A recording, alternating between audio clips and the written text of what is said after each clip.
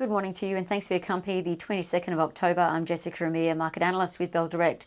Well, US equities had a choppy night going in and out of positive territory before ending in the red, with investors seeming to lose patience that a fresh US stimulus package will eventuate before the election in almost 11 days.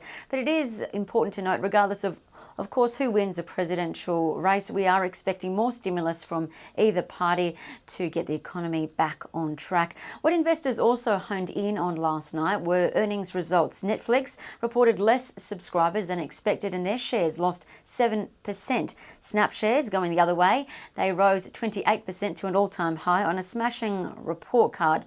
And we saw Facebook and Twitter shares follow high. What was also of note was Etsy announced that they'll offer Klarna's buy now, pay later service to their users, and Etsy shares sank about 7%, but they are notably up 300% from the COVID-19 low. All in all, a negative session for US equities. The S&P 500 lost 0.2% overnight, but it's holding a year-to-date gain of over 5%. The Nasdaq lost 0.3%, but trades 26% up this year to date. As for commodities, on the oil front, the oil price WTI fell 4% to $40.01, with Libya ramping up production at a time when US inventory figures are showing that gas demand is weakening, so that could hurt oil stocks on the ASX today. Gold made a first notable move in days, up 1% to $1,927 an ounce. As for local trade, the futures are suggesting the market will pull back 1.1% following Wall Street lower, even though, of course, New South Wales restrictions, the most populated state of them all, restrictions are expected to ease from tomorrow, with restaurants, cafes and pubs set to take group bookings of up to 30 people per booking. Welcome news for food and beverage companies. What else to watch today? More quarterly results are out, including for AMP, Qantas, Mirvac and Oz Minerals. AGM season continues as well. There's a big laundry list of AGM companies today. Suncorp, Webjet and Magellan, as well as Crown, hold their AGMs, among many more. And the RBA's Deputy Governor Guy Debelle will take part in a fireside chat on the future of FX.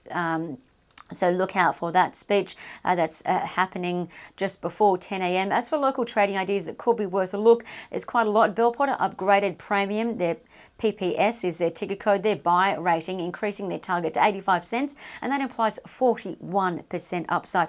Premium's quarterly results much stronger than expected, supported by their Power Wrap acquisition.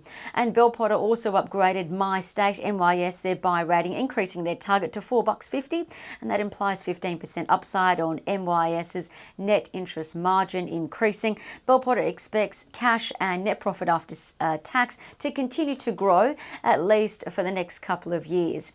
And UBS upgraded Megaport MP1 from a neutral to a buy with a new $16.45 target. UBS sees more strength in the second half of this financial year, with growth in particular from the North American region, as their customers are up 63%. UBS forecasts growth over the next 5 years, while the biggest headwind for Megaport will come from Europe. All in all, though, UBS indeed likes Megaport, which is why it upgraded it to a buy. And lastly, keep an eye on Red 5, Big Tin Can Holdings and Galaxy Resources. All three of those stocks showing bullish charting signals, according to Trading Central. I'm Jessica Amir with Bell Direct. Stay safe. Happy trading.